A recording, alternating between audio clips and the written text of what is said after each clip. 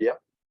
So you've got speakers. Now your presentation was, you've got it, haven't you, Tara? We've got your presentation, which we'll put up. Right.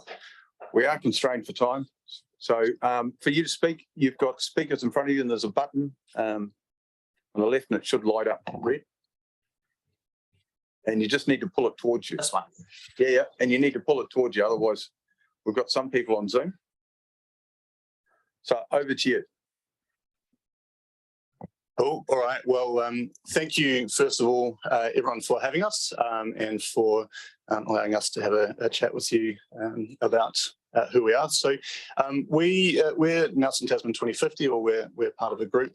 There are some others, thank you, others of our group. And so we have been speaking to a number of councillors and council staff and developers and so forth regarding things relating to urban development, growth and planning in our region, housing, sustainability. And we wanted to use this opportunity to introduce ourselves, to give a bit of a summary of who we are and what we're really advocating for, what we're trying to drive for in the region. So, so this is Nelson Tasman 2050. We are all local residents, so there's 4 of us in the group at the moment. We're all locals, but specifically we're all built environment professionals.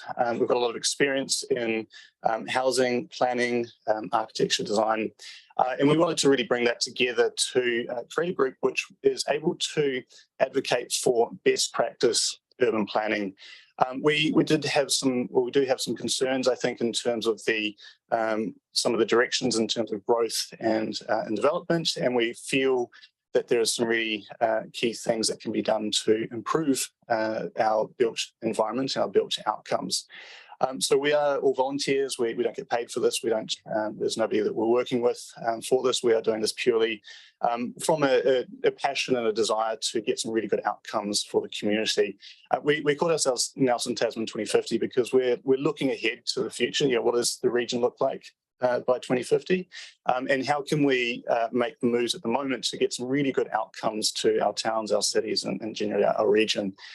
So our aim is to use our experience, our support, our professional backgrounds to support council, development sector, community in identifying the outcomes that we're trying to achieve within the region, and to put in some really tangible strategies to make some improvements to our built environment. So a quick overview. My name is William Samuels. I'm an architect. I'm the chair of the Institute of Architects for the Nelson Marlborough region. We've got Magda, who is another architect, Jan Heiss, who is a civil engineer, and then Timo, who is an urban designer, who I imagine a number of you have met already. So essentially our aims is to advocate for better urban design, planning, built outcomes. And mainly this is about the idea of well-designed intensification, and specifically quality intensification rather than haphazard development over greenfield, because we see a lot of benefits in how that for our region. And so there's a number of approaches that we're doing. So that's direct engagement with council, both councillors, council staff, engagement with the community, advocacy, articles, and also through just more tangible local design interventions. And at the core of this is really just our thought that this region has such a good potential to be the most vibrant and livable region within the country, but we need to be making some really key moves now to try and achieve this. So I'll pass over to Timo to talk through that. Righty ho. I know we're on a very tight time schedule for what we want to talk about, so I'll rush through this a little bit. So we love this. This is, for instance, Remo Grove winery in the Bronte Peninsula. This is what tourists love that come to the region. This is what gets people to move here. That's actually what drives our internal migration. We don't love this. This is also Bronte Peninsula. That's actually now been chopped up into lifestyle blocks. We do love this. You know, we've got a lot of productive landscape here. We don't like, whoops, that's missing. Okay, so you just imagine a picture of Berryfield Drive here. Berries, Berryfield Drive, Richmond West. So we don't love that sort of development. We love the productive landscape around Hope. We don't love this or this. We are not anti-development. We do understand that there's growth that we need to accommodate, but we feel that we can accommodate this growth in a much better way. This is obviously not a picture from our region. This is a perimeter block urban form from somewhere in Europe, I believe in France. Why this is so much better is because we're actually using much smaller footprint. We're creating something in this case, which is a perimeter block, which can accommodate a whole lot of different typologies. So that's where you get your diversity, flood resilience, because you actually don't put concrete over quite as much ground as you would in our current development pattern. Affordability, you can actually have a real mix of different types in the end. Sustainability, it's got a much smaller carbon footprint, energy use, and so on. Along the street frontage of perimeter blocks, you can actually have something as lovely as this, where streets buildings are facing the street, creating a much more attractive streetscape, which helps with perceived safety. Again, diversity. You wouldn't know with these buildings, these are actually from my hometown in Bremen in Germany. These are 3-story townhouse topologies. You don't know that all of those are actually townhouses. Some of those are actually chopped up into apartments. You might have students living there. You might actually have people on income benefits living there. It all looks the same from the outside. And I think this is something we need to keep in mind in the way we develop our city as well, the point of equity there. Right. I can't move this any further. Here we are. So yes, with the sort of well-designed intensification come community benefits, vibrancy of town, amenity. I think this is a really important one. You can't just increase the density of our existing towns. You also have to increase the amenity provided. So we need public and private green spaces available to people. And of course, with all that, we get lower transport emissions because people are all of a sudden able to walk or cycle, use public transport. And on the whole, the per capita life cycle carbon emissions are a hell of a lot lower, up to 2.5 times lower than that of greenfield development. And it's actually already happening in New Zealand. So this is one example from Christchurch. So it's not something completely new. However, what we've got here in our intensification action plan that's active at the moment is facilitating backyard development, backyard intensification. We don't like this because it actually leads to this. You know, once you go a step further, you actually end up with what we call sausage flats. So again, you look at how much concrete you've got on the ground, that increases your flash flooding risk. You've got no green space, no outlook, no privacy, no easy way to intensify from here. It's a dead end in terms of development because you can't actually amplify this up to 3, 5, 6 stories if you don't have any amenity, any outlook potential there. It's not popular. And that's the problem we're facing at the moment. People find intensification is a very unpopular option, and you only actually take this up if you can't afford anything else. And that gives us a lot of pressure for greenfield development. So what we need to do is really up our game and create some really positive examples of intensification. We love this. This is the gateway into Richmond Nelson at the moment. You can see as viticulture, it's kind of what we pride ourselves with as the region. We don't love this. This is a car-focused commercial strip mall, essentially, and there are plans to extend that to take over the vineyards. We love this. Councillor Mailing, I just put this one on in for you. You know I like trees. So we need to integrate street trees. We need to create high amenity streets and not just focus on functional needs. Actually, this is really important. Otherwise, we end up with this. That's McLeshon Avenue. So how do we make this happen? We know that there is a lot of pressure to develop, to grow at the moment, which is the perfect time to push revitalization projects to actually use, to improve areas that aren't working particularly well. But if we don't focus this energy on those areas, we will see the private sector picking out areas like Bronte Peninsula, areas that people love the look of, chop them up and sell them off for a good profit. So we're concerned about the Nelson Tasman Future Development Strategy and how it actually has a very high component of greenfield development in this and further enables that sort of development. I think we've made that fairly clear with our correspondence in the past. We have, the feeling that the Intensification Action Plan needs some severe work to actually look at the right type of intensification. Of course, as you can imagine, we are a little bit worried about the reimagining Richmond South, as that also enables a lot more greenfield development. But we love this. So there are steps that TDC is already taking. So we love the Richmond Spatial and Intensification Plan that's being worked on at the moment. So congratulations on getting that on the road. We love TDC's transport team. I think mostly they really get it. There may be a few things about, details like roundabouts and things that we might need to talk about. But generally, I think they're pushing the right agenda, but they need your support and they need planning support. They can't fix the problem by themselves.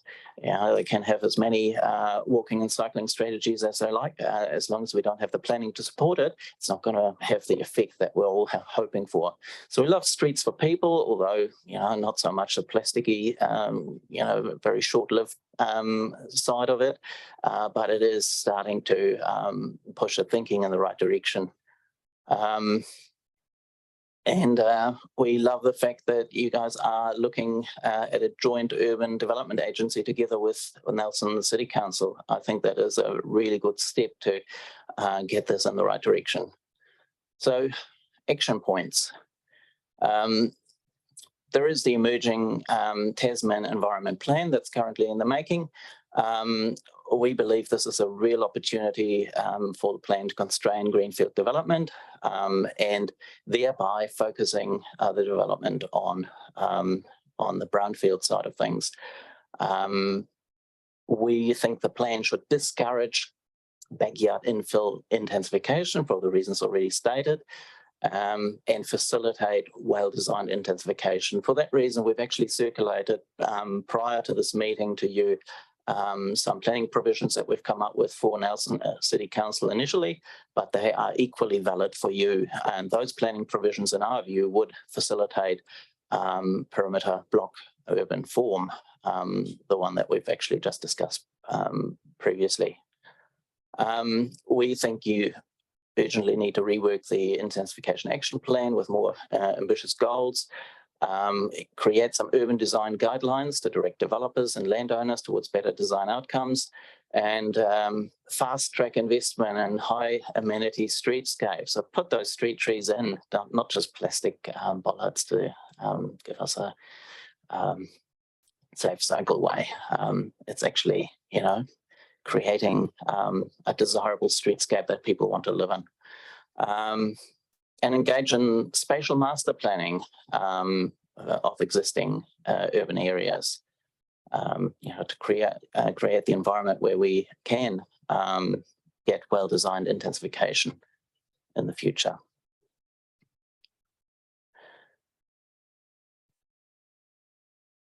And act positive policy changes. Yeah, that's a very general statement. So with your future directions, just keep this in mind and make sure that whatever policies you put in place, that they are all kind of lining up to drive this well-designed intensification.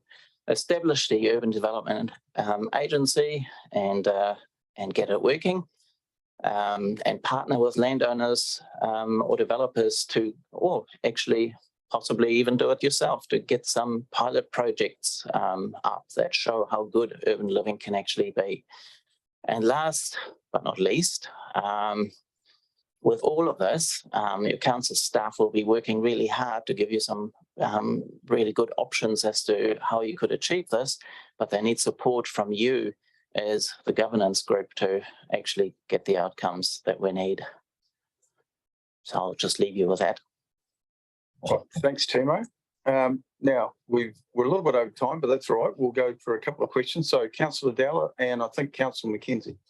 So, Mr. Chair, Councillor Kilmore. hello guys, I've never met you before. I've read your bits and bobs with the FDS stuff that went through. I have a lifestyle block. It was developed 50 years ago. I bought it a couple of years ago. I see you up there, you don't like them. So can I ask where you guys live? How do you live? Could I ask you to play the ball and not the person? Uh, I'm just asking, do you live on a lifestyle block or do you live urban or do you live Can I rural? make a point to that?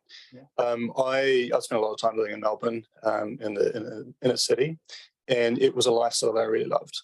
And I would love to live somewhere in the city, but there just aren't options. So that's where we're coming from. That's right. Just one more question, if that's okay. I just thought that you didn't like the Hope, Richmond Hope overpass that's been proposed as part of the bypass for Richmond. So is the question why we don't like that? Yeah, that's because as soon as you put that investment in place, it will enable more greenfield development to go ahead.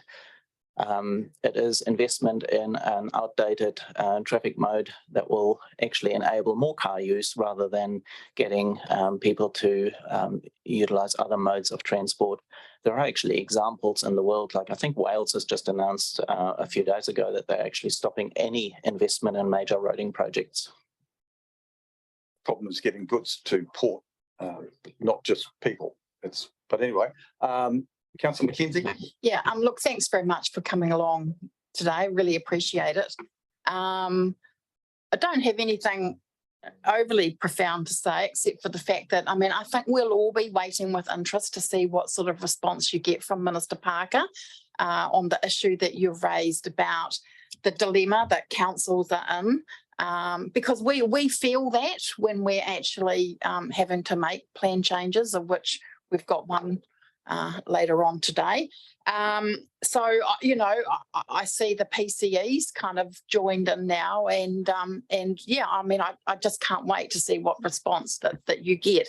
But I also want to say that, it's really important that we should be very appreciative that we have a strong advocacy group with professionals who are giving up their own time to do it, because that's good and it's healthy, and I appreciate it, and also acknowledge the fact that you have identified the things we're doing that are positive and might help us to get in the right way. And we won't always agree on everything, but actually it's a good, healthy thing to have a strong advocacy group. So I wanted to say that. Thank you.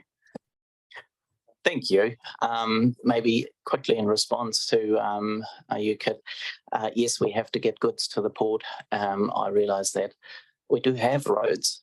What we are advocating actually takes cars off the road. So once cars get off the road, your goods can get to the port with the existing infrastructure quite easily. I hope we get more people on public transport coming up, because we're about to increase that. So Councillor Kilmore and then Mayor King. Very quickly, Timo William, thank you very much. I do like your presentation there. I have lived on lifestyle blocks, and since being in the council around here, I've noticed that there's a lot of demand for lifestyle blocks.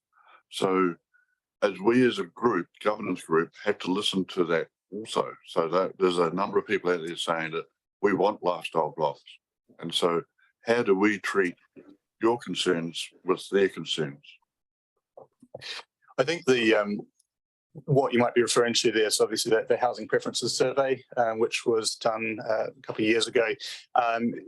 That the outcomes of that survey is not unexpected, and that people generally were indicating a preference for detached homes out in the suburbs. But if you look at the alternate options that are available within the region, there's no examples of good quality medium density or good quality townhouses, good quality apartments, places which are really livable with high amenities. So when faced with those choices, I think naturally people would indicate that they don't want to live like that. They want to live in those suburban dwellings or in those lifestyle blocks. So I think what we're really facing is a dire lack of options and quality options for people.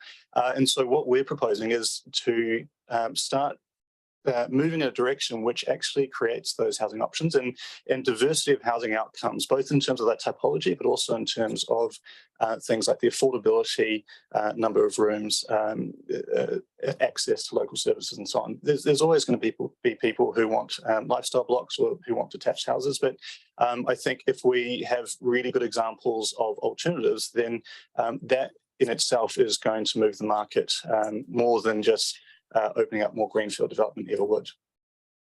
And if I can just add a very quick point, I'm sure you're familiar with the proverb of the goose that lays the golden eggs.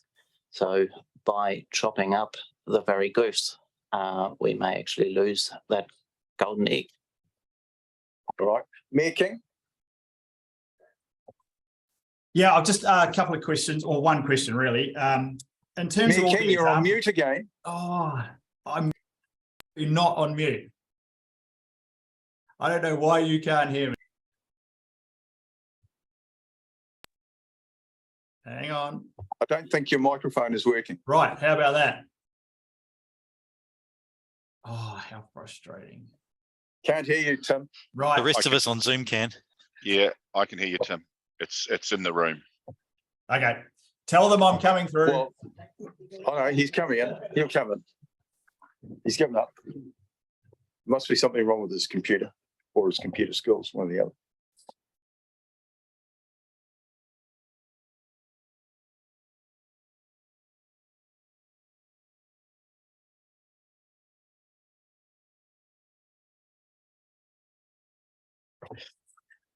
Thanks very much for the presentation and the examples. In terms of all the examples that you showed, how many of those are redevelopment from either kind of standalone existing housing, and how much were actually developed initially as the concept that you put up as an example?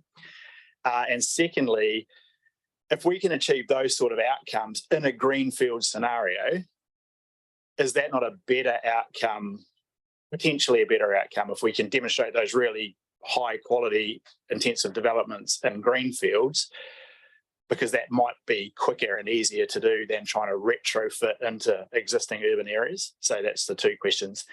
And the third comment is, use the example of Peterborough in Christchurch. So my understanding is that was created in the early 1980s, but what we see now was actually a result of the earthquake, which provided the opportunity to effectively clear the site and start again. So it's a great example, but it's got a quite specific set of kind of circumstances as to how it was achieved. Rightio, that's a few questions. Answer question one. The examples that we showed of perimeter blocks are from Europe. I don't know the exact history of each and every one of them. I do know, though, that those cities have developed and evolved over time. They will not have started up exactly like that. So that is development and redevelopment and redevelopment and redevelopment. That's the outcome of that. So it has happened in Europe under different circumstances. I give you that. So we need to actually start on working on the circumstances here to facilitate that sort of development. Number two, yes, I think a lot of the examples, if not all of the examples of perimeter blocks that we see in perimeter block development in New Zealand are of a kind where a large amount of land was available and redevelopment at once, and Peterborough is one of those. And we realize that However, if you actually look at the planning rules that we've given you an example of, or that we think you should be implementing, then you'll see that there is a potential to get incremental development to end up with a perimeter block urban form. It isn't done in New Zealand at the moment, but that doesn't stop us from being the council, the area that actually spearheads that drive, and it should be possible if you create the right environment for it. Did that answer all of your questions? It did. Thank you very much. I'm glad I managed to walk all the way through here. Could I just Questions to you? add a point there? So your question about, I guess it's asking that question about wholesale development of particular areas on greenfield sites and that sort of thing. I think that this is an area where the Urban Development Agency, which is currently a feasibility study with NCC, is a really good opportunity to have an entity which is able to plan for that and who's able to direct that, because the problem is leaving up to the commercial sector is fraught with danger, because the outcomes that they're after are often quite different from the outcomes that the community are after. And from my perspective, I think an urban development agency is a really good tool to be able to guide that, and we see that overseas quite often. So I would suggest that that's a good solution to some of those concerns about more comprehensive development. All right, well, we'll have to stop there. Because Hang on, can I say one more thing? Well, we're If we well wanted to over get a time now. tangible outcome from this meeting, and you wanted to show your support as a governance side of things, you could, for instance, ask your staff to analyse and find ways to implement the planning rules that we've put forward into the environment plan. Well, I'm sure you'll have some input into our Richmond changes and also into the Nelson housing choices, because they've certainly got some apartments and intensive housing in there, and we've got a little bit here. But the interesting thing is the most intensive one of ours has stalled a bit because he's only sold 2 out of the 7 on the corner just up here, which was a high level development, and it couldn't. But it's good to have difference of opinion, and it's good to have input from experts in the community. So thank you very much for coming in, and thank you for your presentation. And I'm sure we'll hear from you some more in the future going forward. Anna, it's the climate response policy.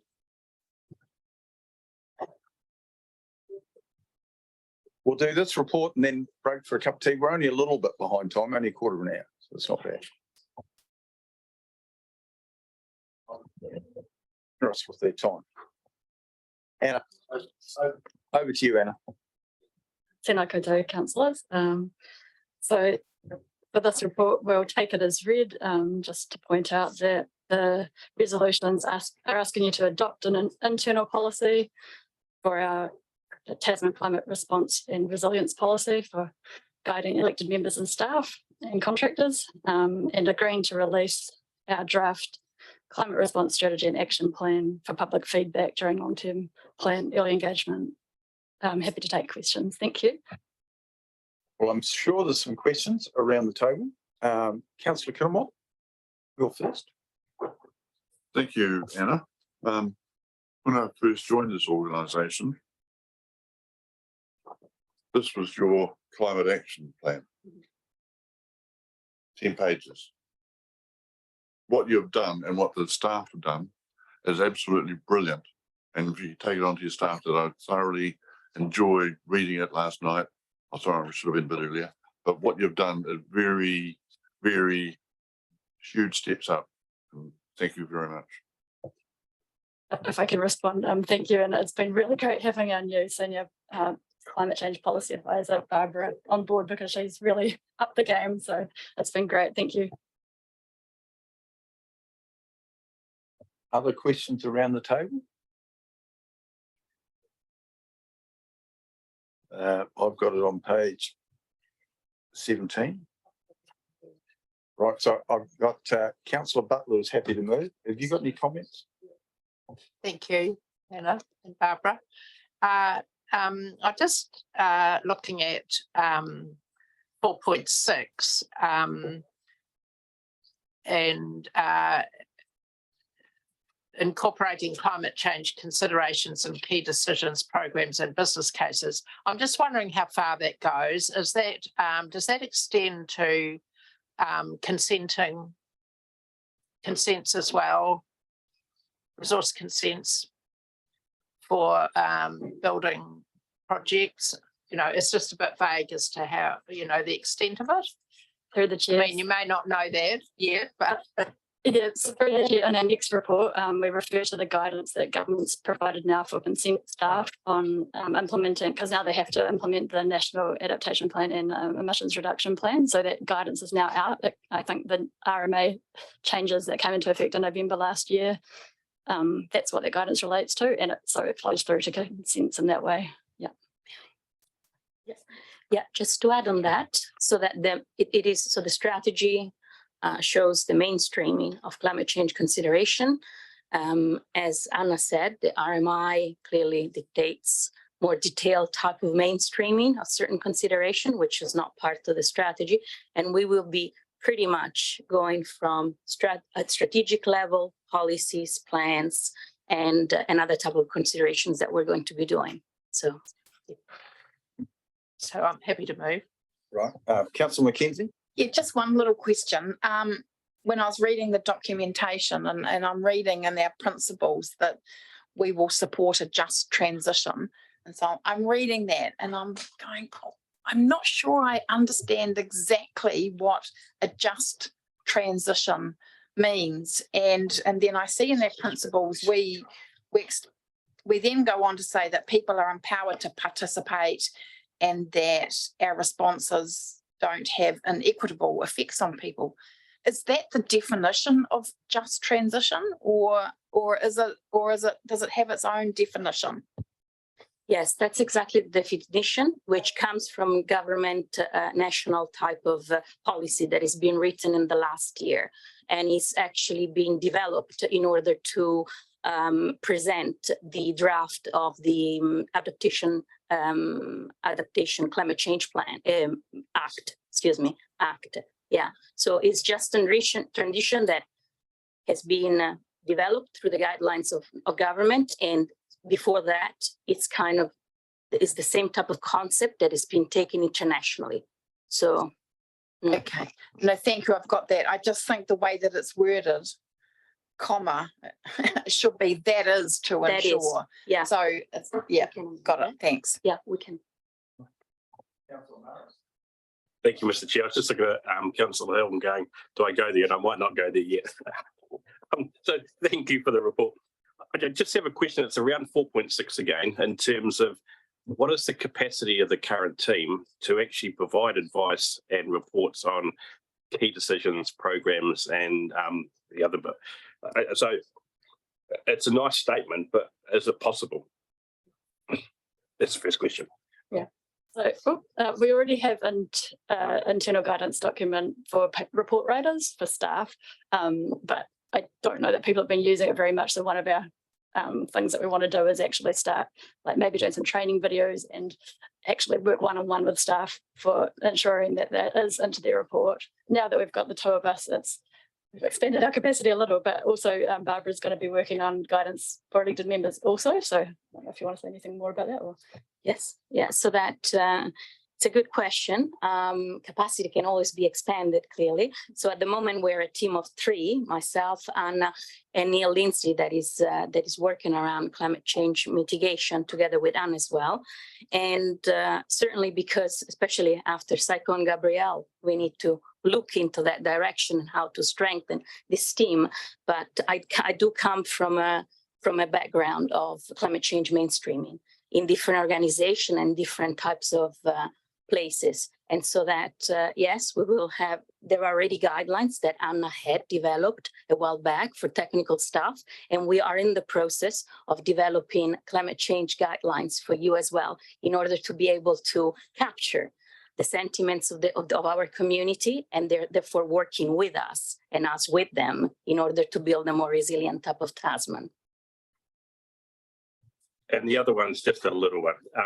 So if I read it right, 7% of council's emissions is transport, and there's a move that's probably begun with the policy team to move to e-vehicles. I just want to remind everybody the region that we live in and the amount of 4x4s that were donated to different key agencies up north when the floods happened.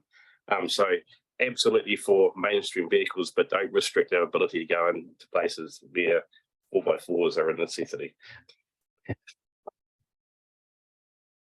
All in the back of the Molesworth, and I was amazed at the amount of transport that were on cycles. But I was in a big 4x4, but lots of people were cycling through the Molesworth. So, and you couldn't get through it with an ordinary car through the rainbow. Yeah. But Councillor Dowler, and then I'm looking for a seconder. I've got to move. Yeah, I'm sorry, I have a burning issue that sits in the back of my mind all the time. I'm looking at the graph on page 34. Figure 2 it is, talks about our emissions in a circle. And it says that our emissions, 7% of our emissions are electricity, creating CO2. Well, as far as I'm aware, we don't have a coal-fired power station in the South Island. We do have one in the North Island, but that only supplies the North Island. All of our electricity down in the South Island is being done by a little bit of wind, a little bit of solar, but all of it, the rest of it's hydro.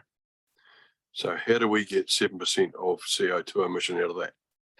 Unfortunately, the way that the emission, what they call emission reduction factors, are calculated, they incorporate the whole of New Zealand's electricity system. So all the coal-powered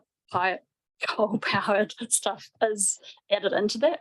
So it doesn't matter what part of the country you live in, you will be penalised, I guess, in that way through the emissions factors and then the calculations show that. And my second question is, no doubt you'll go through this draft completely again and have a good look at it, because on page, where is it? Page 34, item 9(3), the last paragraph, you've got Tasman, not Tasman. And then slightly further down on page 36, there's 3 boxes there. The centre one, Tasman Climate Change Responsible Strategy. It says our draft climate response strategy guidelines collaborative action on glasshouse gas emissions. Yes, That should be greenhouse, I imagine. Yeah. Yeah, sorry about that. But there's I won't go any further on that, but that's just two obvious ones. Thank you, Councillor Dowler. Actually, we just noticed that, and we believe that has been Info Council, which is the software that we're using, that actually changed some of the words. That's what we believe, because it was thorough checked clearly by a lot of people. We will amend those, and if you have any, if you could send them to us, that would be great. Your resolution 4 there delegates the ability to make minor amendments like that. So yeah, we definitely please pass it through. John? Yeah. Look, the whole idea of this is to get really raising the profile of what we're trying to do. Our long-term plan process, this conversation needs to flow through our long-term plan process as well. So the team are trying to generate some words, but it's got to be a culture we have, like it or not. We've had these big events. How do we? And it's not about, for me, it's not necessarily about reducing CO2 emissions so much as how do we prepare ourselves and make ourselves resilient to those events, which has cost us several $1 million this year, which were unbudgeted. So that's the challenge we're going to have, and we have that strategy day next Wednesday. And I'm really hoping, we're going to be pushing some conversation around this particular issue, particularly around resilience. So that's just my plea to say these are some words we wrap things around, but we've got to have this uppermost of our mind all the time. So Councillor Dowler is happy to second. The one comment I'd say, if you have a look at a lot of the emissions, it's landfill. And every time you have a weather event, the amount that goes to landfill is just astronomical. I think what's happened to us in the past is just huge. And we've actually taken some of it to use at Best Island or at Bells Island for bunding. So we've tried to reduce what's going to landfill, but That's where most of our emissions come from. And we don't have rail in this country. So to get our goods to the port is transport. So hopefully when the transport industry gets more efficient, Councillor Dowler, that'll make a difference. So I've got the, yeah, it'll take time, a long time. Yeah. So, Mayor King, before we put the motion. Yeah, just as one of my pet things, I apologise for bringing it up again, but in the table, so we always use the scenario in sea level rise, which is SSP 5-H plus 83rd percentile highest scenario, which is fine unless you put likely, because there are a range of scenarios that we're required to consider, and the one that we've chosen to use as the example is the one out here, and it specifically relates to new coastal development in low-lying areas. That's where the advice from MFE is to utilise that. But there's a whole range of other scenarios across a district like ours where that isn't the likely scenario or the example that we're using. So I guess we just need to be careful that we don't add things together that aren't necessarily intended. So, you know, whether it's you just take likely out, or whether you just put a note that says, you know, high level scenario or something that just encourages people to look at all the advice that we're getting and the range of different scenarios that exist across the spectrum. Yeah, we can make those changes. Yeah. Right, thanks for that. Our two youth councillors, any comment on this at this time? You're a long way inland at Murchison, so it certainly gets cold in Murchison, and they do have a river that floods. Right, so the motion has been moved, Councillor Butler, seconded Councillor Dowler. All those in favour, please say aye. Against? Carried. Now we'll have 10-minute break for a cup of tea. So that's not bad, Mr. Mayor. You come in, you get a cup of tea. All right, we'll get back underway. We're only 15 minutes behind our schedule, so that's not bad. And Anna, you're up again, and it's the Waimea Inlet Plan Annual Report. Yes, I'll just head over to Neil because that's his report. Thanks. I'll take the report as read and happy to answer any questions. Right. Well, I don't see any yet, so I can ask one. So I know they're not planting eelgrass because that's an issue that we have because it attracts black swans, and we don't want black swans in our inlet. So my understanding is they're not, with the plantings they're doing, there's no eelgrass. I think, and I'm not 100% sure on the answer on that, but I think in relation to the airport, like things near the airport, they're not, but I'm not 100% sure that they're not elsewhere in the inlet. I'm sorry. I would need to go back to Trevor to double check. And the other question I'll have is just how much more trees have we got to do? So I'm sure Timo would have liked this earlier today that we've planted 58,000 trees. But they're not on the street, but they're in a very important part of our environment. So for the Waimea and the Billion Trees project in particular, I think we're ahead on that one, and those reports come through the operations committee. But we did over 70,000 already, I thought. Yeah. Okay, Councillor McKenzie. Yeah, amazing work. Thank you very much for the report. Amazing work that's been going on there. Just occurred to me when I was reading around the 58,000 native trees covering 11.5 hectares. Are we in the are we getting carbon credits for that? I believe we're not. I don't think the kind of trees that we're planting or the amount of area is conducive to that, because there's quite a strict criteria for what we get for carbon credits. So I think I know in terms of the ETS, I think it's a hectare or something, at least in size, and we don't have the exact area in order to get that at this stage. Okay, I mean, you do need to have a certain amount of woody trees over a certain height. So is that a definitive answer that you're giving me that actually we don't qualify, or? Yes, I don't believe we qualify in terms of the Waimea projects. I think that the government is changing the criteria though, so we are trying to keep an eye on that, and if it changes to then be able to count, we definitely will be looking into trying to take that on board. Point from that might be that we should check in relation to the Kingsland Forest, because we're planting about just over 150 hectares or 150 acres, I'm not sure, in natives over a period of time.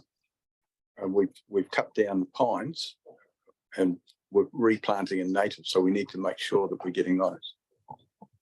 Yeah, I'll double check on that and I'll get back to you. Councillor Kinnebot. Through the chair, I asked Neil a question a couple of days ago about Waimea Inlet is here, but it's got all the tributaries that feed into it. And Neil has given me a very good response here. But his last comment is, but there is certainly work being done in these areas. Where's the coordination? Because what happens up in the headwaters comes into the inlet. What silt comes from there comes into there. So we need to make sure there's some sort of coordination, not only just work being done out there, but it's also being coordinated. The good news on that is that we are about to, or if we haven't already, hire a Waimea catchment coordinator person. So that's one part of the puzzle, but that's another thing that the coordination group has been looking at and working with Landcare. We had Annette Litherland come speak to us recently about potentially setting up a catchment group for the whole Waimea. And I know that Lisa and her team and Barry's team are doing a whole lot of work on the nitrate. But there are lots of pieces of the puzzle, and yeah, it is slowly coming together. But I think, especially with the catchment coordinator coming on board, that will help. Right.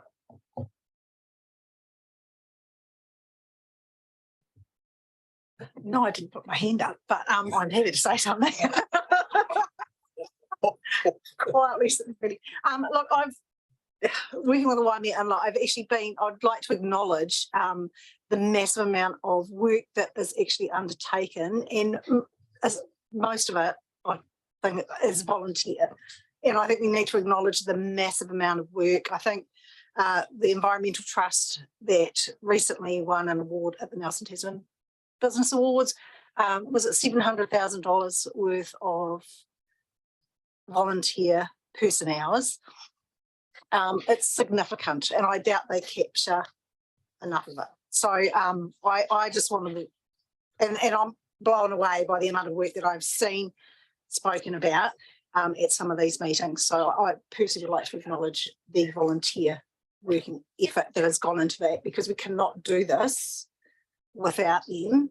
And the irony when you talk about credits is the work, substantial work that we've done, that has been done in the inlet, and the work that, the way that it's going to look into the future, we receive no carbon credits for it at all. Yet it's probably the most vital part of our region that looks after our environment, you know, the equivalent of cleansing our lungs, cleansing our body, or our liver cleansing our body. That's the role of that inlet, and it's significant. So yeah, and thank you to the staff for the work that they do to coordinate all of that volunteer activity. You happy to move the report? Yes, I am. Thank you. John? I'm a bit annoyed, Councillor, you've just taken the words right out of my mouth. But,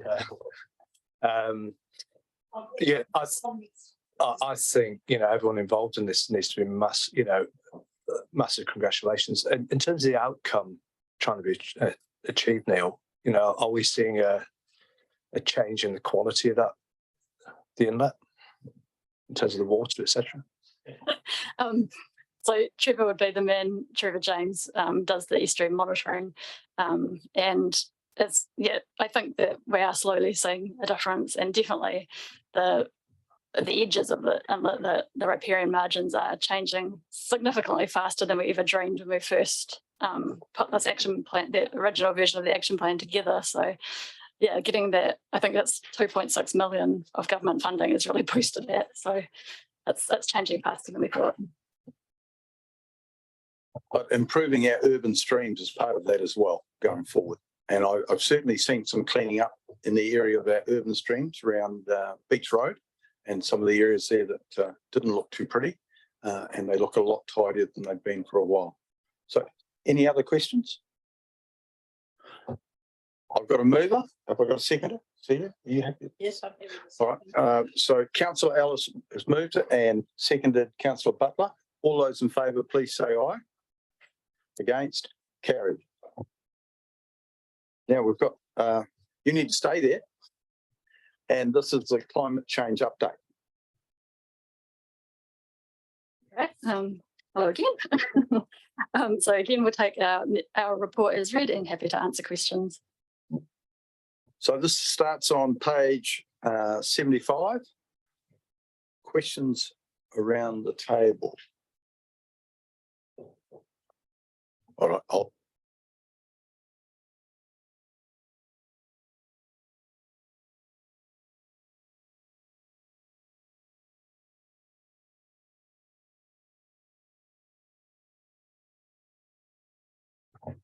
yeah.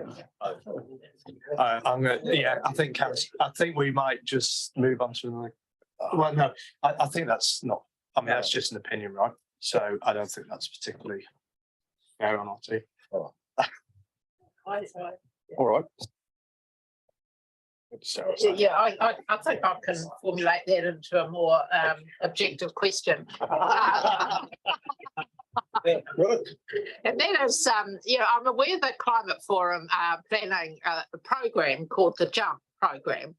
And one of their, I think there's 4 components of it, and one of them is plant-based foods. And, my thought is in this region, we're actually, Tasman is a region of farmers, basically, and they're already wrestling with their emissions, the arrangements with the government for emissions, and to actually start encouraging people to not eat their product. I think, to my mind, I'm just wondering if that's really a wise thing. I think they would have some choices to make it a bit more relevant. And it'd just be interesting to have your comment on that.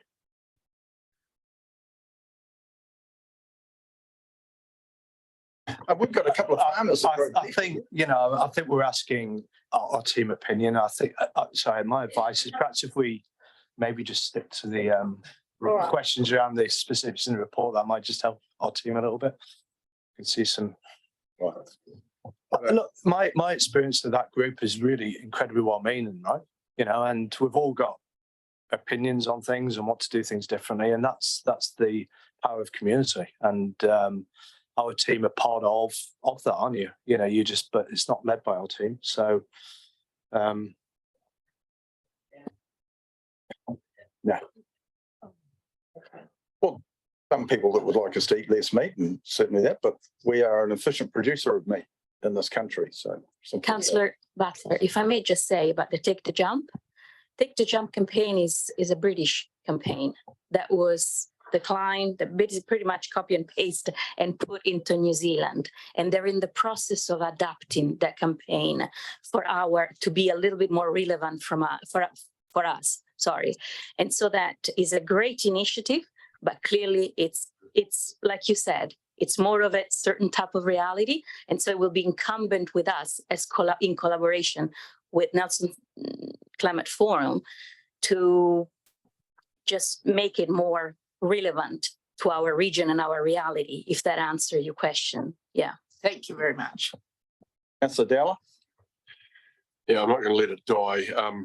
On 311 of your report, you talk about changing the council fleet to electric vehicles. 66% of them. It's going to save 354 tonnes of CO2 over the next 5 years. How much does it increase our CO2 through electricity use? It's an offset that I don't expect you to answer that today, but you can't have both. You can't have a reduction in one by sucking it out of a plug when you're telling me that 7% of our emissions are electricity at the moment. So it's got to go up. So, Councillor, if I can just sort of, I mean, our fleet is a mixed bag, right? We have to have the 4-wheel drives. We have electric vehicles are just part of our fleet, and part of our strategy around our fleet is actually how do you make it more efficient. So by default, you end up losing vehicles anyway, and that's some of, you know, the emissions will also be brought through in that sort of process as well, that more streamlined fleet that gets maximum use without a load of cars around. But it's just part of the picture, you know, and it's a very small part, but it's just part of the picture. A bit like the buses, right? Through the chair, if I can also add, so things we're exploring through our corporate emissions reduction plan are ideas like, could we put in a carport type facility over the Oxford Street area and put solar panels on it and then be charging them when they come back during the day, which, you know, kind of gets around that problem a little bit. But yes, we will look into how much electricity it's expected to use. No other questions? I do note that we've got in the district a considerable amount of solar power projects going ahead too. I think Nelson Airport's looking at it, but certainly the NRSBU has I signed a agreement with a company that's going to provide power and give resilience by putting in a big solar power unit where we were just using that land for grazing. And it will give the ratepayers cheaper power and will actually improve our resilience because we'll end up with a second line. Mayor King. Yeah, not wanting to extend the conversation about the things that are opinion and not necessarily focused on a report. But I think the Climate Forum plays a similar role to Tasman, Nelson Tasman 2050. I.e. they are advocates for a whole range of different views, which some of us may or may not share, and a whole lot of suggested solutions and options. I think the take the jump thing's quite an interesting example because actually there are three key components to how you eat under take the jump. One is reduce the amount of meat you eat, but the other two are eat everything that you buy, regardless of whether it's meat or anything else, which is a message we absolutely should be. Waste is the absolute killer, regardless of what type of food it is that you consume. 30% of all the food that's produced in the world is wasted. Anyone who produces any food, whether they're a beef farmer or a dairy farmer or a vegetable grower or a fruit grower, should be appalled. In fact, I think that so much of their time and effort and hard work and sweat and risk just gets wasted, lost, not consumed, thrown away. It's an appalling statistic. So I think and eating local, so supporting local producers, again, buying seed, all of these things are good messages that both support our local economy and farmers and vegetable growers and fruit growers, and at the same time address some of those massive issues that are part of food production generally. So I get frustrated when it ends up being dairy versus meat and vegetables are better and grain and rice, and they've all got issues and challenges and pluses and minuses and ups and downs, but some fundamental things do sit across all of them, and waste is right at the top of the list. So I think there are some things, well, there are lots of things that the Climate Forum and us can be aligned on, as there is with Nelson Tasman 2050. There are a whole lot of other things that, for one reason or another, may be impractical, unachievable, or difficult. But that's the role they play. And I think it's important to recognise the way that we've approached the Climate Forum is to give them the freedom to be advocates. So we are not, and our staff are not in a position of effectively being part of the forum. Hence, the forum can take strident advocacy roles, which is what we want them to do. As soon as they become part of us, then our staff are in a very awkward position because they're always trying to balance. So look, they play a key role, and I think we've struck the right balance in the support that the staff give the forum and the information we get back out of the forum. Like John said, whatever you think of some of the suggestions, they are all coming from a point of a very well-meaning, trying to achieve good outcomes for the community. That's a point well taken. Councillor Hill. Oh, just to your point around solar farms. Did you make that point? I think you did. We might all have seen on the weekly summary list of applications received for resource consent, a 22 hectare site in Takaka. It's a JV for developing that into a solar electricity generation farm. So I can imagine that just might actually just become more and more common, perhaps, in our region. We'll see. Do you think what goes on in Europe, whole towns have solar panels and they sell it into their group in particular parts of Europe? So it's just, we've got a ways to go in this country yet, but it's certainly going in the right direction. So have I got a mover and a seconder if I haven't got any other questions? Councillor Dowler, Councillor Maru. No other questions. We'll put the motion. All those in favour, please say aye. Against? Carried. Mr. Johnson, Barry, you're back again.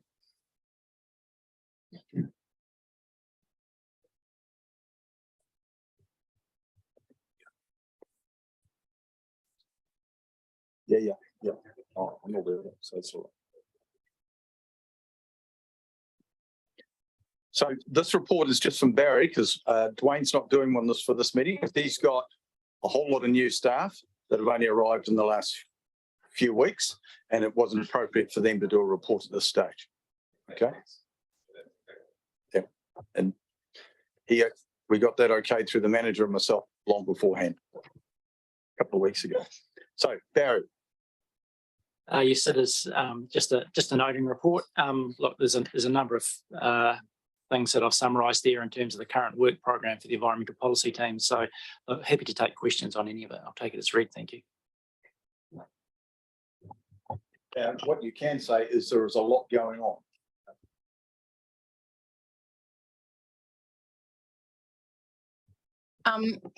Thank you, Barry. Just with respect to the plan change for Wakefield, I see in the report it talks about a hearing for Wakefield will be scheduled for later in this year. So we're on a much different time frame than actually what we had originally thought.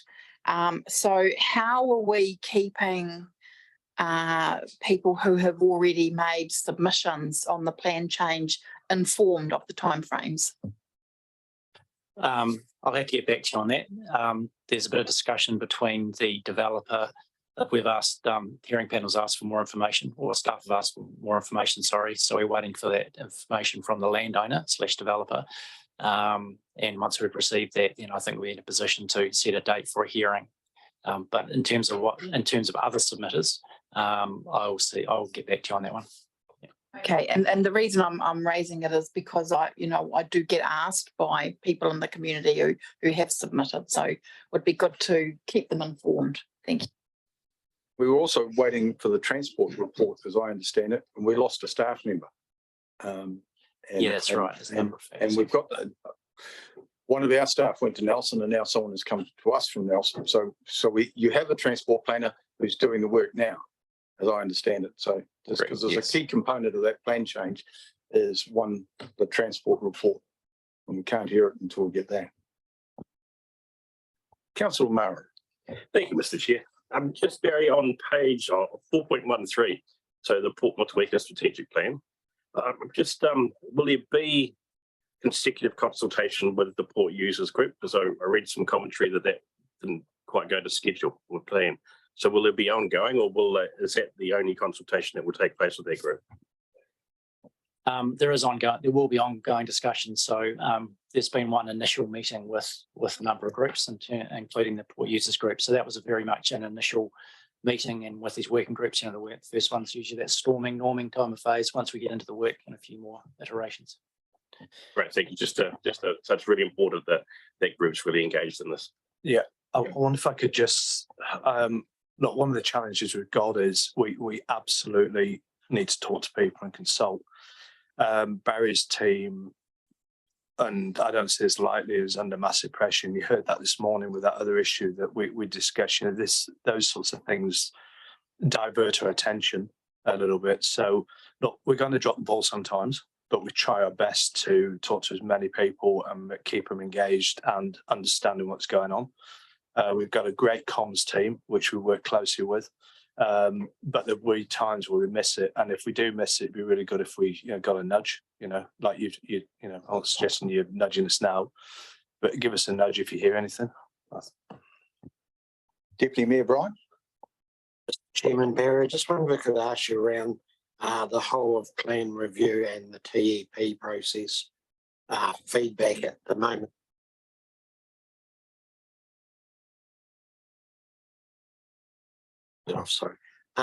Around how we're going to go forward with that. So all of that information we've gathered so far through the Tasman environmental plan process, I just don't want to see that lost. That's all going to be able to be part of any new aberration of the plan. Yeah, that's right. So I guess the first part of that is we have just consulted on a number of topics. So we do need to get back to the community and the people that have provided us feedback. So we're working through that at the moment, and we'll be sending out updates very soon, just to kind of close the loop on the feedback we've had. Because we're at that issues and options stage, then it's valuable feedback and the issues won't change. And providing it's not too long before we have a new plan, then the community's views aren't likely to change too much. So it's all very valuable in terms of putting it into the mix of the new plan. So how long do you think before we'll have sort of a direction? And I guess this follows on from the workshop around what the new process is going to be, that we can even let the community know that, because they'll think we're, well, and effectively we are in some ways changing ships mid journey. Changing course. Yes. Yeah, it's really conscious of that. And I think that's once we've worked through that as a council or two councils in iwi to find a kind of bit of a pathway forward, then we will have to bring our communities along with that as well. So there's going to be a big communications exercise to ensure that everyone that's contributed their time and effort so far, we let them know what's happening as well. Because as part of that process, do we have any statutory timeframes? I'm thinking around the outstanding natural landscapes. Don't we have statutory timeframes we have to meet? Only once we notify a plan change. So if we were to notify either a new plan or a change to the current plan, then there's 2 years to issue a decision from notification. Okay. So until we get to that point, there's no statutory timeframes. Right. So there's no government requirement or anything. What about fencing of wetlands or stuff like that? That would depend on the timing in the NES. Sorry, I don't know off the top of my head, but if there's timeframes in there, they will still apply. Yeah. Yeah. Oh, so that would be separate to our plan, wouldn't it? Yeah. Okay. Thank you. No other questions? Can I have a mover and a seconder then, please? So move Deputy Mayor Bryant, seconded Councillor Mackenzie. We'll put the report. All those in favour, please say aye. Against? Carried. Now, at this point, we need a resolution to move into confidence again. The public need to be excluded from the proceedings of this meeting. General subject of the matter is considered for passing this resolution as in relation to specific ground under section 48(1) of the Local Government Act, Official Information of Meetings Act 1987, passing a resolution. So, in other words, it's matters that could require litigation. So again, youth councillors, you have to go and sit outside for a few minutes. I'm sorry. So it's just something confidential and it relates to a plan change. So we need to do that. And this is the last item on the agenda, but we will bring you back in. Okay. So Zoom is off. All right. So I need a mover. Move Councillor Dowler. And seconded Councillor Mamara. All those in favour, please say aye. Against? Carried. Is the sign flipped over? Because I should have asked one of you girls if they want to do carry. Hope that's still there. It's interesting to see what we got for just. Yeah, it's the first time for both of them. One's only year 10 and one's year 12. And a small school, 190. Yeah, 10, yeah. Oh, no, the shorter girls, year 10. We'll wait.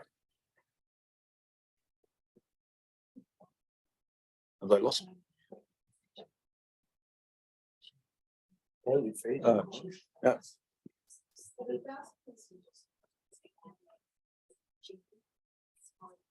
Yeah.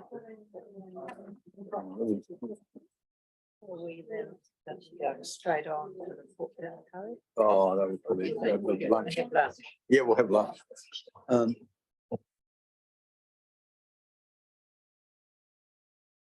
So we're back in I'd just like to thank board members Dixon and Armstrong for coming over today. You didn't ask us any difficult questions, so that was good. And I've got to get these names right, girls, or I'll get in trouble. Izzy and Elise. Elise, thank you for coming. You didn't ask any difficult questions either, but I hope you enjoyed the experience. And I'll ask Councillor Hill to close with karakia, please. A karakia tātou, tawhiri mai ngā hua o te tai ao, mai a papa tōnuku e tāpuru nei, kia rangi nui e tū iho nei, tūturi whakamaua kia Tina, hui e, tai kia. Kia ora. Well, thank you for your attendance.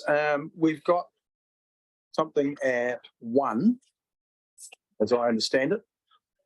Don't know if we can bring it forward. We probably can't. And then we've got something else scheduled for a little bit later.